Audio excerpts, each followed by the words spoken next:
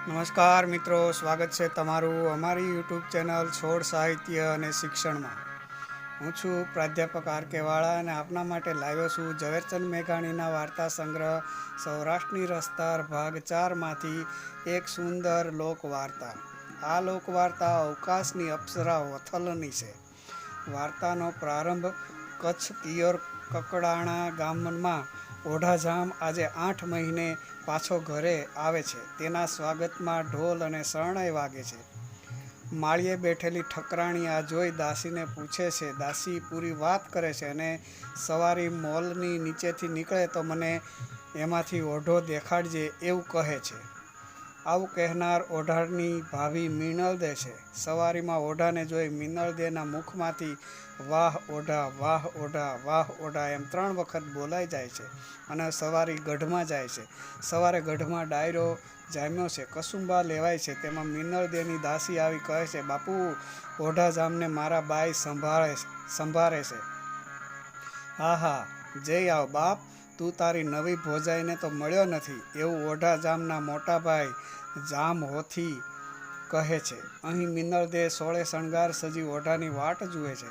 ઓઢાએ જઈને માતાજી, મારા જીવતરના જાનકીજી, તમે મારા મોટાભાઈના કુળ ઉજાળનાર ભલે આવ્યા એમ કહી ઓઢાએ માથું નમાયું. હા હા હા, ઓઢાજામ રહેવા દો કહી ભોજાઈ દોડી અને ઓઢાનો હાથ પકડી ધોલિયા પર બેસાડવા માંડી. ઓઢો ભોજાઈની આંખ ઓળખી ગયો. હાથ છોડાવી દૂર ઊભો રહ્યો અને પાછો ફરવા લાગ્યો. પણ ભોજાઈ આડી ફરી. ઓઢાને પોતાના કરવા મનાવવા લાગી. ઓઢાએ હાથ જોડી કહ્યું, એ ન બને, કુળને ખોટ બેસે. પણ મિનળદે માનતા નથી. ઓઢો ના કહી નીકળી જાય છે. મિનળદે ભોંઠા પડે છે. રાત પડતા મિનળદે મહેલમાં અંધારામાં સૂતા છે. બુઢો હોથીજામ આવે છે અને મિનળદેને પૂછે છે ત્યારે તે ઓઢાજામ પર ખરાબ આરોપ મૂકે છે અને પોતાને અફીણ લાવી આપો એવું કહે છે. હવે મહેલમાં રજપૂતાણી નહીં રહી શકે એવું કહે છે. બુઢો હોથીજામ સ્ત્રી ચરિત્રને વશ થઈ બીજા દિવસે ઓઢાને દેશ નિકાલ કરવાની સજા કરે છે. ઓઢો દેશ છોડી પોતાના મસીહાઈ ભાઈ વિસળદેવ વાઘેલાની રાજધાની પીરાણા પાટણ આવીને આશરો લે છે. એક વખત બંને ભાઈ જમવા બેસે છે. જમતા જમતા વિસળદેવ નિસાસો મૂકે છે ત્યારે ઓઢોજામ પૂછે છે, અરે હે ભાઈ વિસળદેવ, અન્ન દેવતા માથે બેસીને ઊંડો નિસાસો કાં નાખ્યો? શું વાત છે? વિસળદેવે જવાબ આપ્યો, બાંભણિયા બાદશાહના મેણા મારે માથે રાત દિવસ ખટક્યા કરે છે. વિસળદેવની સાંઢો સુલતાન હાંકી ગયો હતો. જ્યાં સુધી સાંઢો પાછી ન લાવું ત્યાં સુધી હું ધૂળ ખાઉં છું એવું કહે છે. અને ઓઢો સાંઢો પાછી લાવવા પોતાના માણસો લઈને જાય છે. એક તળાવના કાંઠે ઓઢો પોતાના સાથી રજપૂતો સાથે તડકો હોવાથી બેઠો છે. લૂ વાય છે. ધરતીમાંથી વરાળ નીકળે છે. આવા સમયે દૂરથી એક ઘોડેસવાર ચાલ્યો આવે છે. ઓઢાના બધા જ રજપૂતો તેને લૂંટવાના મનસૂબા કરીને બેઠા છે. આવી ઘોડેસવાર ઘોડાને પાણી પાવા રોકાય છે અને રજપૂતોની વાતો સાંભળે છે અને મરક મરક હસે છે.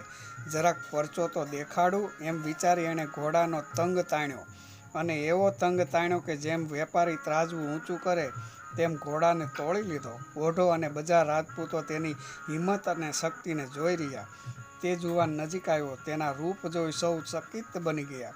નજીક આવે તેણે પડકાર કર્યો, કાં રજપૂતો, મને લૂંટવો છે તમારે? ચાલો આવી જાઓ, એક એક જણ અથવા બધા ભેગા મળીને આવો અને જોર હોય તો મને લૂંટી લો.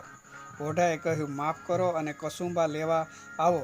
તેણે ના પાડી અને બેઠાલા રજપૂતોને એક ખીજડાનું ઝાડ બતાવ્યું અને કહ્યું, તેમાં હું બાણ મારું અને બાણથી જે તીર તેમાં લાગી જાય તે ખેંચી લાવે તો બાકીનું બધું તમારું. એણે ખીજડામાં તીર માર્યું.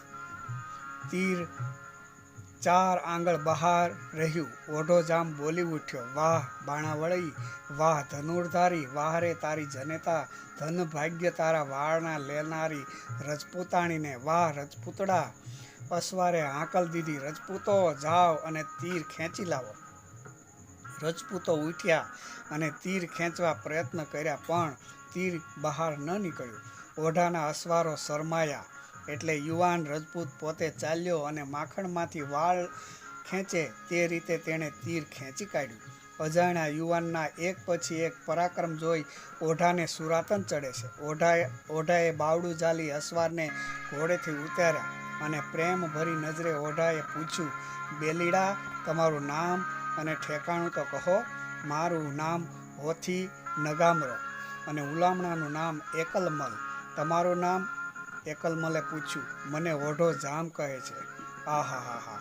ઓઢા જામ પોતે ભાભીએ દેશવટો અપાયો તે જાણ્યું હતું, પણ કારણ શું હતું તે ખબર ન હતી. ઓઢા જામે કહ્યું, એ લાંબી વાત છે, અને ઓઢાએ કારણ એને ન બતાવ્યું. ખૂબ આગ્રહ કરી કસુંબો પીધો. એકલમલે પૂછ્યું, ઓઢા જામ, કેની કોર જાશો? ભાઈ, નગર સમોઈના બાદશાહની સાંઢ્યું કાઢવા. તે સાંઢ્યું હાંકી ગયો ત્યારથી મારા મસ્યાઈ વિસળદેવે ને મેણું છે, અને વિસળદેવ પોતાની થાળીમાં ચપટી ધૂળ નાખીને ધાન ખાય છે. તમે ક્યાં પધારો છો? એવું પૂછતા એકલમલે કહ્યું, એક જ પંથે, એક જ કામે. વળી આગળ કહ્યું, ઓઢાજામ, કંડરા ડુંગરની ગુંજમાં અમારા રહેઠાણ છે. બાપુ મોતની સજાઈમાં છે. છેલ્લી ઘડીએ જીવ નીકળતો ન હતો, કારણ માથે બાંભણિયાના વેર હતા. બાંભણિયાની સાંઢ્યું લાવવાની પ્રતિજ્ઞા પૂરી કરવી હતી. મેં પ્રતિજ્ઞા પૂરી કરવા કહ્યું અને બાપુના જીવને સદગતિ મળે. બંને દોસ્તોએ બાંભણીએ સાથે ચડવાનું નક્કી કર્યું. પડખો પડખ ઘોડા રાખી બેય ભેરુબંધ હાલ્યા જાય છે. ચાલતા ચાલતા રાતના ચોથા પહોરે નગર સમોઈને ગઢે પહોંચ્યા. એ કોટમાં 120 સાંઢ્યો પૂરાયેલી છે. એકલમલ બોલ્યો, ભાઈ ઠાકોરો, બોલો, કાં તો હું ઘાણીનો ઝાંપો તોડું અને તમે સાંઢ હાંકીને ભાગો, કાં તમે ઝાંપો તોડો તો હું સાંઢ લઈ જાઉં. ઠાકોરો બોલ્યા, તમે ઝાંપો તોડો, અમે સાંઢ બહાર કાઢીશું.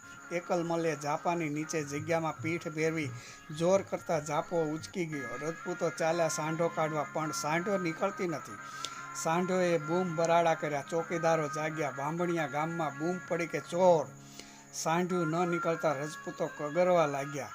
એકલમલ, ભાઈ, હવે અમારી આબરૂ તમારા હાથમાં. એકલમલે તીર કાઢી એક સાંઢના પેટમાં માર્યું અને લોહી નીકળતા તેમાં કપડું ભીંજવી ભાલા પર બાંધી એક સાંઢને સૂંઘાડી આગળ ચાલવા લાગ્યો. લોહીની ગંધે 120 સાંઢ ગાંગરતી જાય છે. ત્યાં તો સવાર પડતા પાછળ યુદ્ધ ચડ્યા છે. એકલમલ બોલ્યો, રજપૂતો, તમે સાંઢને લઈને ભાગી છૂટો અથવા બાંભણિયાના લશ્કરને રોકો. રજપૂતો કહે, ભાઈ, તમે વારને રોકો અને સાંઢને લઈને અમે સરખા ભાગ કરીને આગળ ઊભા રહીશું. એકલમલે ઓઢાજામને પણ ભાગી જઈ જીવ બચાવવા કહ્યું, પણ ઓઢાજામે પાછળ કોઈ નહીં હોવાથી જીવની માયા નથી એમ કહી ભાગવાની ના કહે છે. બંને મરવા તૈયાર બેઠા છે. બાંભણિયાની ફોજનો સરદાર આગેથી જુએ છે. વાહ અલ્લાહ, વાહ તારી કરામત. બે દુશ્મનો ધરપત ધરીને બેઠા છે, જાણે આપણે કસુંબો પીવા જતા હોઈએ. એકલમલે, એ બાદશાહ, પાછો વળી જા. લાખોના પાલનહાર, પાછો વળી જા. તારી બેગમ ધ્રુજકે રડશે. બાદશાહ ન માનતા એકલમલે તીર મારી બાંભણિયાનું છત્ર ઉડાવી દીધું. વાહ રજપૂત, વાહ વાહ એમ બોલી દરિયલ ખાન સેનાપતિ પૂછે છે, તું ઓઢો છે કે? ત્યારે એકલમલે કહ્યું, હું તો ઓઢાના સૈન્યનો છેલ્લી પંગતનો લડવૈયો છું. પોતાનું છત્ર ન રહેતા બાંભણિયાનો સરદાર પાછો જાય છે. એકલમલના આવા પરાક્રમથી ઓઢો અબોલ બને છે. ઓઢાને લાગે છે કે આવનાર યુવાન આગલા ભવનો સગો હશે, જે માંગણું ચૂકવવા આ ભવે મળ્યો છે. બંને આગળ ચાલ્યા. રજપૂતોએ સાંઢુના ભાગ પાડી રાખ્યા છે, પણ એકલમલને તો ફક્ત પ્રતિજ્ઞા પૂરી કરવી હતી, એટલે સાંઢ લેવાની ના પાડે છે. હવે છૂટા પડવાનો સમય છે. ઝાડની ડાળીઓ ઝાલીને બે જુવાન ઊભા રહ્યા. બંનેનું અહીંયું ભરાયું છે. આંખમાં જળજળિયા આણી ઓઢો બોલ્યો, બેલીડા, વિસરી તો નહીં જાઓ ને? ઓઢાજામ, હવે તો કેમ વિસરાશે? એકલમયે એક દુહામાં પોતાના વિચાર જણાવ્યા. જો વિચારું વલ્હા ઘડી એક જ ઘટમાં, તો ખાપણ માય ખતા મરણ સજાયું ન મળે. એટલે કે એક પળ પણ જો મારા હૈયામાંથી મારા વાલાને વિસારું તો હે ઈશ્વર મને મરણ તારે સાથરોય મળશોમાં, અંતરિયાળ મારું મોત થાજો, મારું મળદું ઢાંકવા ખાપણ પણ ન મળશો, ઓઢા જામ વધુ તો હું શું કહું. આટલું કહી છૂટા પડે છે અને કામ પડે તો કંદરા ડુંગરના ગાળામાં આવી સાદ કરજો. આટલું કહી બંને ભાઈબંધ છૂટા પડ્યા છે. પાછું વળી એકલમલ નજર નાખતો જાય છે, સલામો કરતો જાય છે. એકલમલનો ઘોડો અને ઓઢાજામનો ઘોડો જ્યાં સુધી એકબીજાને દેખાયા ત્યાં સુધી સામસામી હાવળ દેતા ગયા. ઓઢોજામ પણ ચાલે છે.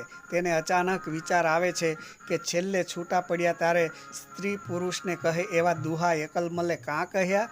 એણે ઘોડો થંભાવ્યો અને ઘોડાને પાછો વાળી એકલમલની પાછળ ચાલ્યો. ઓઢોજામનો ઘોડો પણ એકલમલના ઘોડાના પગરવ સૂંઘતો આગળ વધે છે.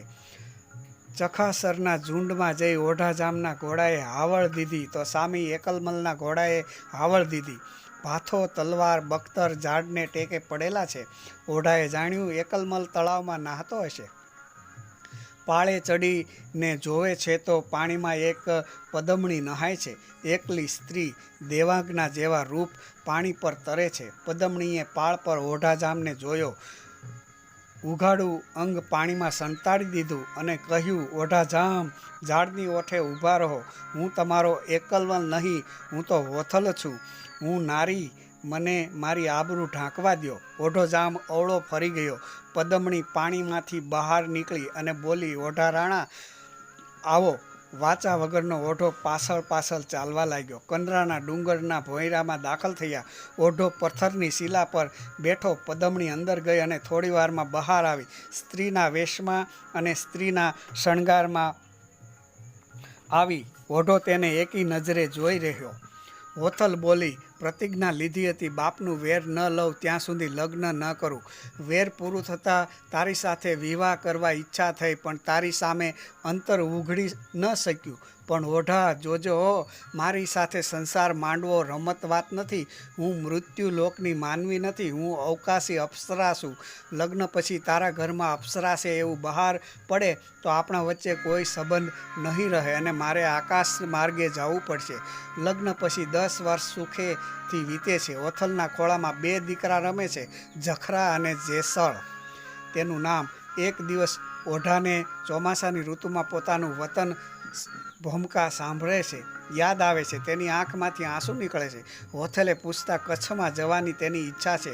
ઓઢો, વોથલ અને તેના 2 બાળકો પોતાની જન્મ ભૂમકામાં જવા તૈયાર થાય છે. સવારે તે જન્મ ભૂમકાના પાદરે આવે છે. વોથલ ઓઢાને કહે છે, તમે ગામમાં જઈ તપાસ કરો કેવો આવકાર મળે છે અને જો સારો આવકાર મળે તો અમને અહીંથી લઈ જાજો, નહીંતર બીજે ગામ ફરતા ફરતા જઈશું. પણ ઓઢો ગામમાં ફરે છે પણ સારો આવકાર મળતો નથી. કોઈને ખુશી નથી. પાછો વોથલ પાસે આવે છે અને પોતાના મસિયાઈ ભાઈ પીરાણા પાટણ જવા નીકળે છે. વિસળદેવને ત્યાં રહે છે. એક દિવસ વિસળદેવ ઓઢાના બંને બાળકોને તળાવ કિનારે લાવે છે અને કહે છે કે પાળ પર ચડશો નહીં, અહીં એક સાવજ રહે છે. આ તો રજપૂતના છોરું. કાકાને જવા દઈ બંનેએ પાળ પર ચડી સાવજને લલકાર્યા અને તીરથી સાવજનો શિકાર કર્યો. બીજા દિવસે વાત ફેલાઈ ગઈ. ઓઢાજામના દીકરાઓએ સાવજ માર્યો. ભરી સભામાં શાબાશ શાબાશ એમ સૌ બોલે છે. કેટલાક રજપૂતો આ દીકરાનું મોસાળ કોણ અને તેની જનેતા કોણ એવું પૂછે છે. ઓઢો મૂંઝાય છે. તેને વોથલની શરત યાદ આવે છે. ઓઢો જવાબ આપતો નથી એટલે દીકરાઓને માઠું લાગે છે. ત્યારે ઓઢો આ દીકરાઓની માતા એક પદમણી છે એટલે કે સ્વર્ગની અપ્સરા છે એવું જાહેર કરે છે. શરત મુજબ વોથલ ઓઢાને છોડી આકાશ માર્ગે ચાલી જાય છે અને પોતાના સંતાનોના લગ્નમાં આવવાનું વચન આપીને જાય છે. એવું પણ કહેવાય છે કે વોથલના વિયોગમાં ઓઢાજામ મૃત્યુ પામે છે. ઓઢાની સળગતી ચિતામાંથી વોથલ તેનું સબ લઈ જાય છે. જ્યારે તેના દીકરાઓના લગ્ન થાય છે ત્યારે વોથલ આવે છે અને દીકરાની વહુ વોથલને પૃથ્વી પર ફરી રહેવાનું વચન માગે છે. હજી પણ ગીરના ડુંગરાઓમાં આવા ચમત્કાર થતા હોવાનું વાતો જણાય છે. તો મિત્રો, અહીં એક સુંદર લોકવાર્તા પૂર્ણ થાય છે. વાર્તા ગમી હોય તો વાર્તાને લાઈક, શેર અને કોમેન્ટ કરજો. અને આવી જ વાર્તાઓ સાંભળવા ઈચ્છતા હોય તો અમારી ચેનલને સબસ્ક્રાઈબ કરજો. આપણે ફરી મળીશું એક અનોખી વાર્તા સાથે. ત્યાં સુધી આપ ખુશ રહો. ધન્યવાદ.